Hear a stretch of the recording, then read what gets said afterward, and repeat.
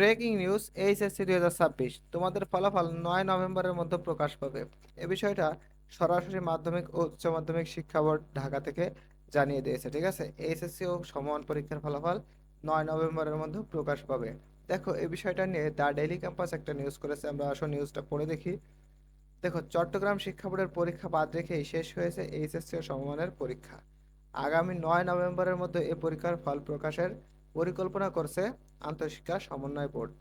দেখো, অলরেডি কিন্তু তোমাদের সকল বোর্ডের এইচএসসি পরীক্ষা সম্পন্ন হয়ে গেছে, কিন্তু একমাত্র চট্টগ্রাম শিক্ষা বোর্ডের পরীক্ষাটা বাতিল আছে, তাই না? বাকি আছে।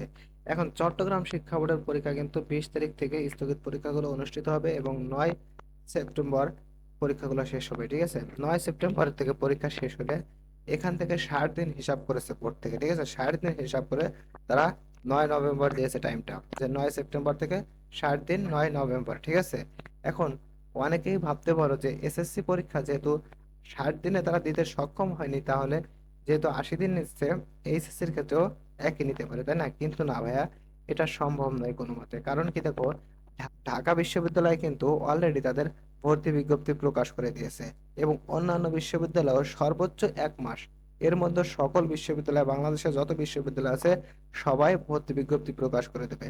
তাই এটার সাথে তাদের মিলিয়ে চলতে গেলে অবশ্যই তারা আর কি করতে পারবে না, ডেটটা পিছাইতে পারবে না, অবশ্যই এই ডেটের মতো রেজাল্ট দেওয়া লাগবে।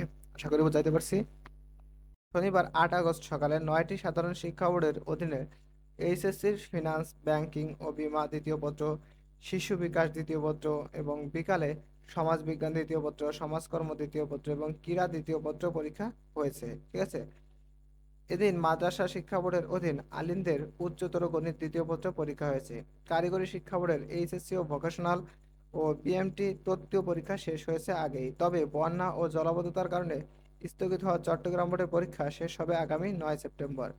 জানতে চাইলে আন্তঃশিক্ষা সমন্বয় বোর্ড সভাপতি, ঢাকা মাধ্যমিক ও উচ্চ মাধ্যমিক শিক্ষা বোর্ডের চেয়ারম্যান অধ্যাপক আখতারুজ্জামান দ্য ডেইলি ক্যাম্পাসকে বলেন, 9 সেপ্টেম্বর চট্টগ্রাম পরীক্ষা শেষ হবে।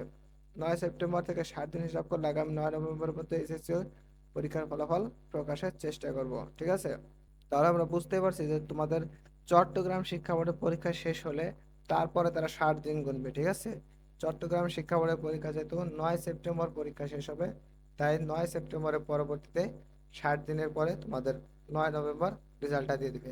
এই 9 নভেম্বরের পরে সর্বোচ্চ তারা 10 নভেম্বরই বন্ধ হয়ে গেল, 11-12 গেল, তার বেশি কিন্তু কোনো মতে যাইতে পারবে না। অর্থাৎ এসএসসি তে যেমন 20 দিন বাড়াইছে, এটা তোমার এইচএসসির ক্ষেত্রে বাড়ানো সম্ভব নয়। কারণ ঢাকা বিশ্ববিদ্যালয় অলরেডি কিন্তু ভর্তি বিজ্ঞপ্তি প্রকাশ করে দিয়েছে, তাই না? তারা ডিসেম্বরে পরীক্ষা নিয়ে নেবে, নভেম্বরের মধ্যে তারা ভর্তি আবেদনটা শেষ করে নেবে। ঠিক আছে, নভেম্বরে ভর্তি আবেদন শেষ করবে এবং ডিসেম্বরে পরীক্ষা নিয়ে নেবে। তাই 9 নভেম্বরের পরে কোনো মতেই তারা আর বাড়াতে পারবে না। ঠিক আছে, এসএসসির ক্ষেত্রে তারা 20 দিন বাড়াইছে, কিন্তু তোমাদের ক্ষেত্রে সেটা হবে না। আশা করি বুঝাইতে পারছি। প্রিয় শিক্ষার্থীবৃন্দ, শিক্ষা সম্পর্কিত যে কোনো সঠিক নিউজ সবার আগে পেতে অবশ্যই আমাদের চ্যানেলটা সাবস্ক্রাইব করে রাখবা এবং ফেসবুক থেকে দেখলে অবশ্যই ফলো দিয়ে রাখবা। তো ভালো থেকো তোমরা সবাই। আল্লাহ হাফেজ।